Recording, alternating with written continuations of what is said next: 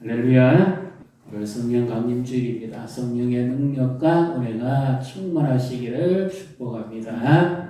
한 강의에서요, 우리나라 대표적인 종교학자가 이런 말을 했습니다. 지금이 어떤 시대인가 하면 우리나라의 개인적으로든지 목적으로든지 유명한 사람, 학생들, 심지어 10살짜리 학생까지도 지금 무속인이랍니다. 무속인이 몇 명이 되느냐?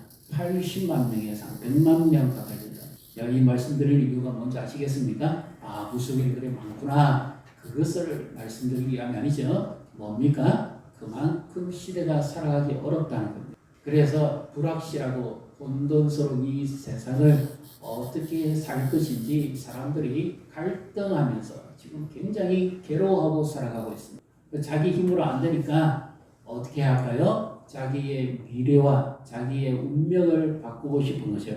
그래서 어떻게 합니까? 이름을 바꾸는 겁니다. 개명하는. 심지어 집에서 생일이 다르고 고족상의 생일이 다르니까 부모하고 소송을 걸어서 생년월일을 고칩니다. 왜요? 딴 사람처럼 살려고. 그러니까 화가 내게 안 미치게 하려고. 내 사업이 잘 되는지, 영업이 잘 되는지, 내 삶이 순탄하는지 어떨는지 그것을 내 힘으로 이겨내지를 못하니까 이름을 바꾸고 생년월일까지 바꾸겠다고 말합니다. 이만큼 지금 시대가 어지럽습니다.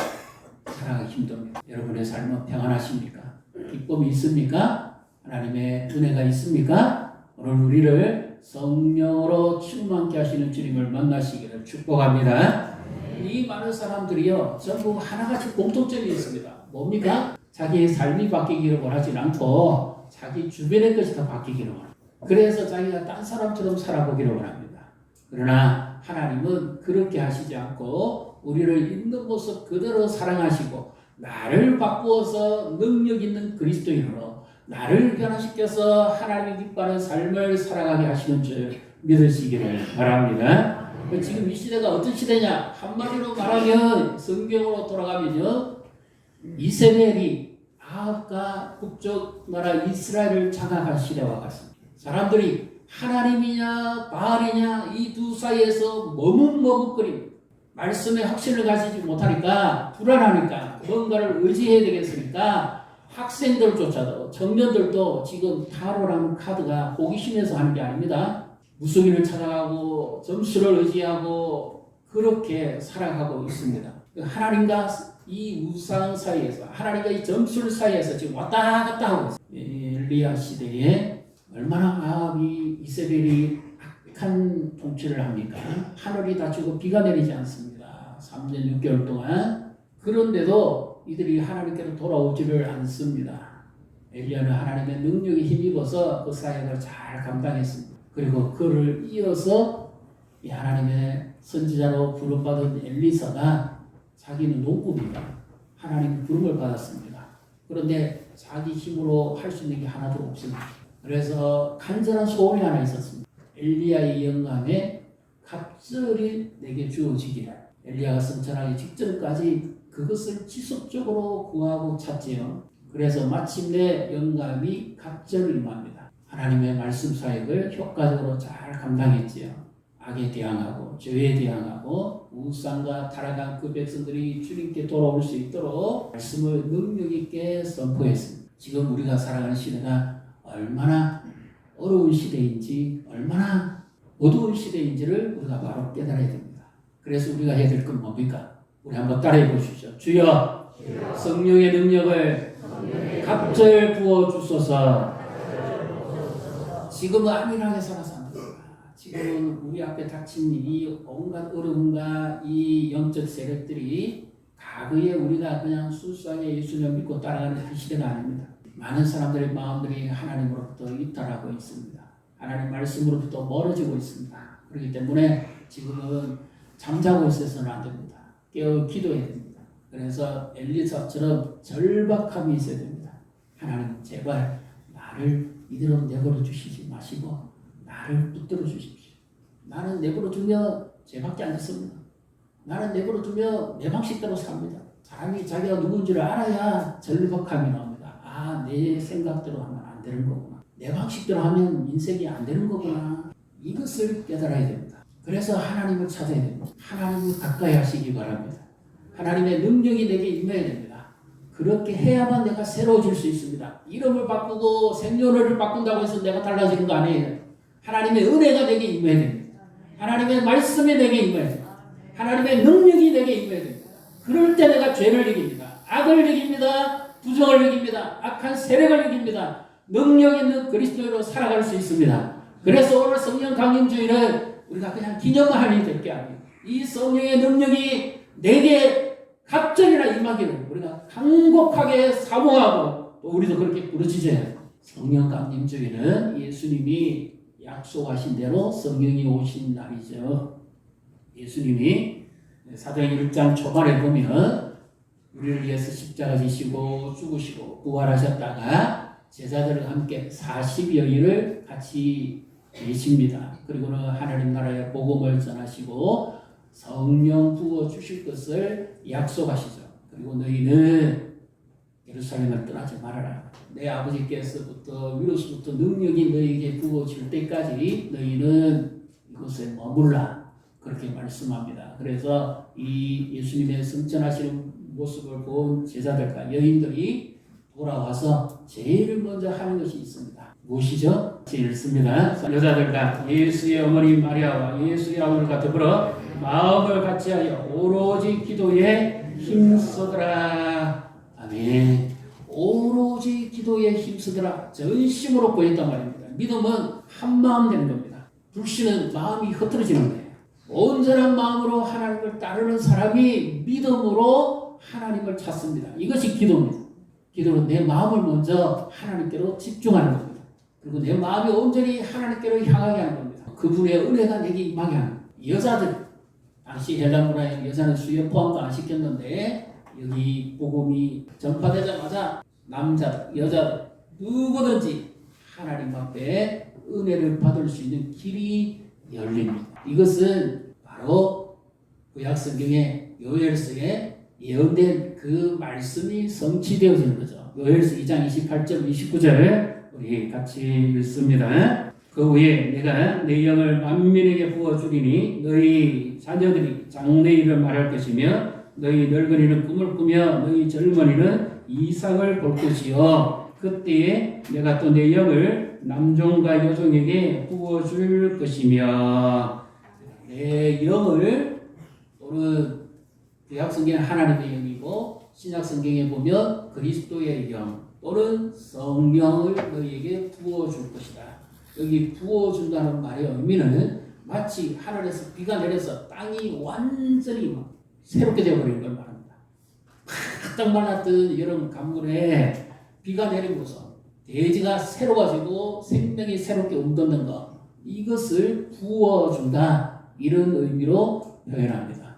그래서 약속하셨던 말씀처럼 오순절 50일 되는 날에 그 가득 찬 최고의 절정기에 성령이 임하십니다. 이제 우리 본문 2장 1절, 2절, 3절의 말씀을 우리 같이 읽습니다. 오순절 날이 이미 이름에 그들이 다 같이 한 곳에 모였더니 호련히 하늘로부터 겁하고 강한 바람 같은 소리가 있어 그들이 앉은 온 집에 가득하며 마치 불의 혀처럼 갈라지는 것들이 그들에게 보여 각 사람 위에 하나씩 임하여 있더니 오순절 50일째입니다. 예수님이 부활하신 지 50일째 그리고 제자들과 40일 머무시고 성천하신 지 열흘이 되는데 그러니까 정확하게 부활하신 것부터 50일째 그들이 모여있는 그곳에 갑자기 특이한 현상이 나타납니다. 왜냐하면 이들은 지금 예수님 말씀을 듣고 예루살렘을 떠나가지는 않습니다. 그런데 그들의 마음은 굉장히 두렵습니다. 불안합니다. 왜 그럴까요? 예수님을 십자가에 못 박아 죽인 로마 군인들이 또 유대 관원들이 그의 제자니까 이들도 수배령을 내려가지고 로마 전역에 또 예루살렘 전역에 지금 이 예수 믿는 자들을 잡아서 십자가에 못 박을 것이라고 하는 두려움이 그래서 한 발짝도 못 나갑니다. 철저하게 문을 닫고 있습니다. 그때에 바로 성령이 그들 위에 가시적으로 임합니다. 능력 있게. 그 특징이 뭐죠? 갑자기입니다. 갑자기 이제 보면 하늘로부터 급하고 강한 바람. 이것은 자연적 바람이 아니라 초자연적인 바람을 말합니다. 성경에 이 초자연적인 바람은 어디에 기록되어 있는가 하면 하나님께서 창조하실 때, 세상을 창조하실 때 바로 그 바람, 하나님의 그 영이 운행하셨더라. 이 단어를 이렇게 씁니다. 그러니까 지금 하나님은 새로운 창조를 하셨다고. 성각적으로 바람 소리가 들렸고요. 그 다음에 또 하나는 3절에 불의 혀처럼 갈라지는 것이 눈에 보였습니다. 시각적이죠. 불은 구약성경에 보면 제단에 하나님 앞에 제물을 바칠 때 불은 하나님의 임재의 상징입니다. 그런데 이 불이 요즘도 뭐 성막이나 성전에 제단에 떨어지는 것이 아니라 우리 안에 성령이 가시는 성전된 우리 안에 이 불이 임하는 거죠. 불은 뭔 역할을 합니까? 하나님의 임재의 상징이고 죄와 부정한 것을 다 태워서 정결케 합니다. 깨끗게 합니다. 성령의 임하심은 새로운 시대가 임했다는 것. 그리고 죄와 모든 부정함이 깨끗하게 새롭게 되는 방법이 율법을 지키고 절기를 지킴으로가 아니라 이제는 새로운 역사가 나타난다는 말. 성령의 능력에 의해서. 그래서 우리가 성령 충만함을 구해야 합니다. 그럴 때 우리의 심령이 깨끗해지고 우리의 죄가 용서받고 거룩해지고 하나님 기뻐하는 삶을 살아갈 수 있을 줄 믿으시기를 바랍니다. 자, 이렇게 성령은 눈에 보이고 귀로 들리는 초자연적인 역사가 나타났습니다. 그 다음에 또 하나가 있죠. 이제 4절의 말씀입니다. 4절을 같이 읽습니다. 그들이 다 성령의 충만함을 받고 성령이 말하게 하심을 따라 다른 언어들로 말하기를 시작하니라. 아멘. 분명히 이 사람들은 대부분이 갈릴리 어부 출신들입니다. 헬라의 지식을 배우지 못한 사람이에요. 그런데 배우지 아니한 언어로 그들이 말을 했습니다. 성령이 그들 위에 임하시고 각 사람이 성령의 충만함을 받으니까 그들이 배우지 아니한 언어로 말을 하기 시작했습니다. 여기 언어는 말 그대로 옛날에는 방언이라는데 지금 언어죠. 언어로 말하기를 시작했다. 왜 이 언어로 말하기 시작했을까요? 이건 바로 소통입니다. 하나님께서 새 시대가 도래했다는 것이 어떻게 전파될 것인가? 말로서, 언어로서 전하는. 지금 두려워서 불불 떨고 있는 제자들에게 성령이 능력이 임하니까 이들이 은혜를 받고 힘을 얻어서 담대해져서 그들이 배우지 아니하는 언어로까지도 이 오순절에 각국에서 온 사람들이 자기들이 어려서부터 사용했던 그 지방 언어, 남곡 방언이라고 그러죠. 그 언어를 그들이 전하기 시작했습니다. 2장 14절 이후에 보면 여기에서 온 사람들이, 순례자들이 보통 어느 언어가 된가 하면 120민족의 언어입니다. 그들이 각 사람의 남북 방언을 하기 시작했던 것 같아요. 배우지도 않았는데. 그래서 이것은 초자연적인 능력. 무엇 때문일까요? 사도행전 1장 8절 말씀을 우리 같이 읽습니다. 오직 성령이 너희에게 임하시면 너희가 권능을 받고 예루살렘과 온 유대와 사마리아와 땅 끝까지 이르러 내 증인이 되리라 하시니라. 아멘. 성령의 권능이 임하는 이유는 뭐지요? 예루살렘과 온 유대와 사마리아와 땅 끝까지 이르러 내 증인이니까 예수님을 전파하는 정인이 되도록 하기 위함이다. 믿습니까? 그래서 여기서 신학적인 문제가 발생합니다. 정통 신학이 아주 좋아요. 너무 좋습니다. 늘 하는 표현이 뭐예요? 오순절은 단회적이고 함부로로 끝났다. 더 이상 안 된다. 이것만을 자꾸 주장할 거예요. 그런데 이 제자들은 배우지 않은 언어를 사용했잖아요. 초자연적인 능력이 그들에게 임했지요. 그러면 우리에게 있어서 오순절은 다시 될 수 있을까요? 오순절은 다시 안 됩니다. 그런데 무엇은 다시 될 수 있을까요? 하나님의 은혜는 새롭게 부어질 수 있다는 겁니다. 이것을 정통신학자들이 많이 닫아버렸어요. 우리 믿음의 선배들. 그래서 늘 말씀 중심 이것만 강조했지 얼마든지 성령의 새롭게 하신 은혜와 능력에 대해서는 소홀하고 많았습니다. 그런데 원래 안 그렇습니다. 일제강점기 때 그 믿음의 선진들 가운데는요 철저하게 성령의 능력에 사로잡혀서 엄청난 하나님의 일을 한 사람들이 있습니다. 고려파의 특징이 뭡니까? 회개의 역사 그리고 성령의 능력이 큰 부흥을 일으켰죠. 원래는 그렇습니다. 그런데 변질돼 버렸어요. 이단 때문에. 이것이 잘못입니다. 하나님의 은혜가 임하면 얼마든지 다른 능력도 은사도 나타날 수 있다는 겁니다. 이걸 인정했었어요. 근데 이걸 인정 안 했더니 지식적으로 닫아버렸어요. 더 말씀을 잘 가르쳤으면 훨씬 더 능력 있는 교회가 되고 능력 있는 그리스도인이 될 수 있었을 텐데 그냥 말씀만 강조해버리고 한쪽을 그냥 닫아버렸어요. 그래서 메말라져버렸어요. 이것이 잘못입니다. 근데 지금은 많이 이런 부분에 대해서 갈급함이 있어가지고 새롭게 많이 이 부분에 대해서 많이 좀 열렸습니다. 그래서 이거 아니다. 성경으로 돌아가 보니까 이런 부분이 있다. 성령의 역사는 믿는 자에게 내재하신 성령이 있습니다.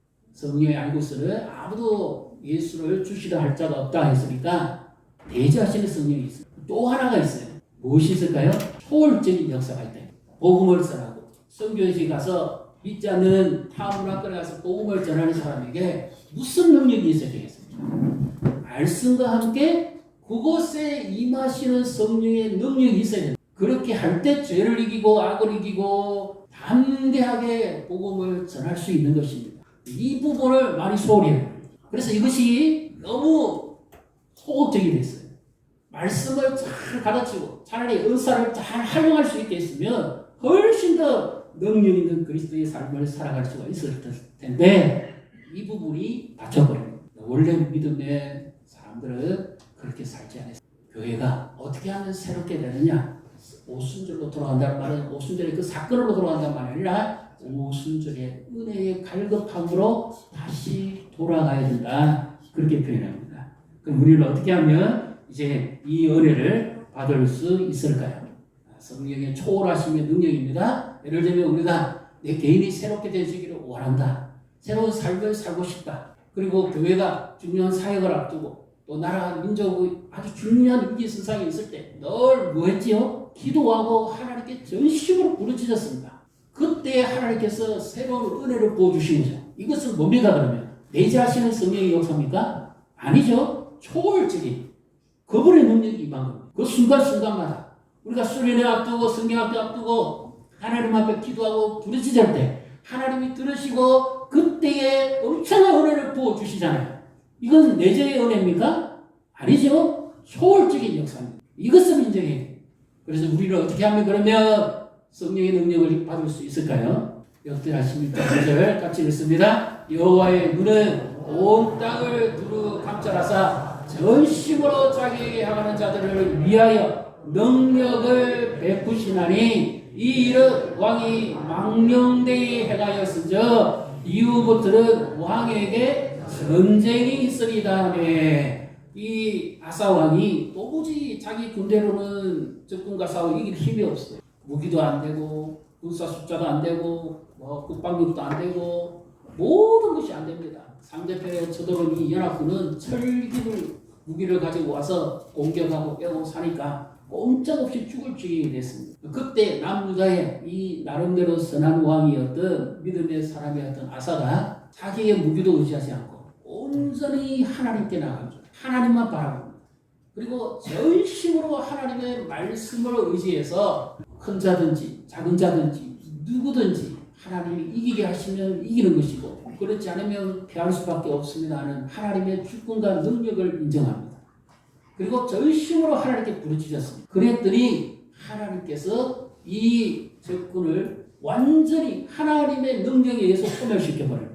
이처럼 지금 우리가 살아가는 게 힘들고 어렵다고 해서 낙마하고 포기할 것이 아니고 머뭇머뭇 될 것이 아니라 우리의 마음을 돌이켜서 전심으로 하나님께를 향할 때 하나님이 우리에게 은혜 베푸실 줄 믿으시기를 바랍니다. 성령의 역사는 우리가 기도하고 구할 때 하나님이 은혜를 새롭게 해주십니다. 시편 107편 9절 우리 같이 읽습니다. 그가 사모하는 영혼에게 만족을 주시며 줄인 영혼에게 좋은 것으로 채워주심이로다. 아멘. 그가 하나님이 또 예수님이 성령 우리에게 부어주시는데 어떻게 해요? 사모하는 영혼에게, 사모하는 영혼에게. 그냥 생각만 하는 사람이 아니에요. 이 중요성을 알고 이 성령의 능력이 얼마나 귀하다 하는 것을 알고 사모하는 자에게 주신다는 말이에요.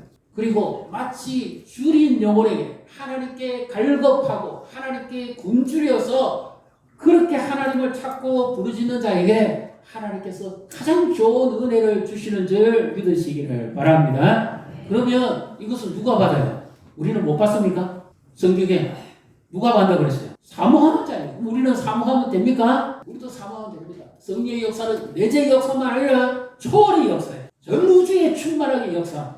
그럼 어떻게 할까요? 이제 시편 42편 1절 우리 같이 또 말씀을 듣도록 하겠습니다. 하나님이여 사슴이 시냇물을 찾기에 갈급함같이 내 영혼이 주를 찾기에 갈급하나이다. 이 사슴은 유대 산지에 있는 사슴은요 더운 피의 짐승입니다. 그래서 조금만 뛰는 숨이 헐떡헐떡거리고 짐승이 쫓겼을 때는 정말 숨이 막 곧 끊어질 것 같아요. 그래서 자기가 생각했던 대로 이 물줄기를 찾아갑니다. 사슴은 물줄기를 기가 막히게 찾아냅니다. 앞발로 땅을 팍 팝니다. 그래서 물이 나오면 그 물로 인해서 살고 물이 나오지 않으면 너무 고통스러워서 목말라 죽을 것 같아요. 그래서 못 견뎌가지고 어떻게 하는가 하면 땅을 파고 물이 나오지 않았을 때 자기 뿔을 땅에 쳐갖고 죽어버려요.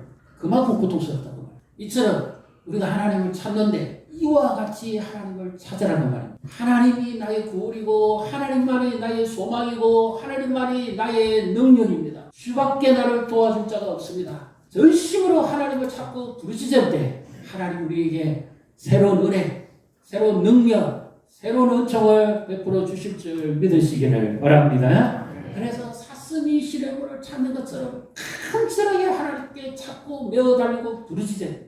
우리나라 민족의 역사도 그랬지요. 6.25 때 그 암울한 시대에도 하나님께 전심으로 부르짖더니 하나님이 역사를 뒤집어 줬습니다. 하마터면 공산 나라가 되고 그랬어요. 하나님께 기도해요. 지금이 바로 깨어 기도할 때 위로서부터 하나님이 능력을 부어 주셔야만 나를 이기고 죄를 이기고 악을 이기고 부정을 이기고 이 험한 시대에 능력 있는 삶을 살아갈 수가 있습니다.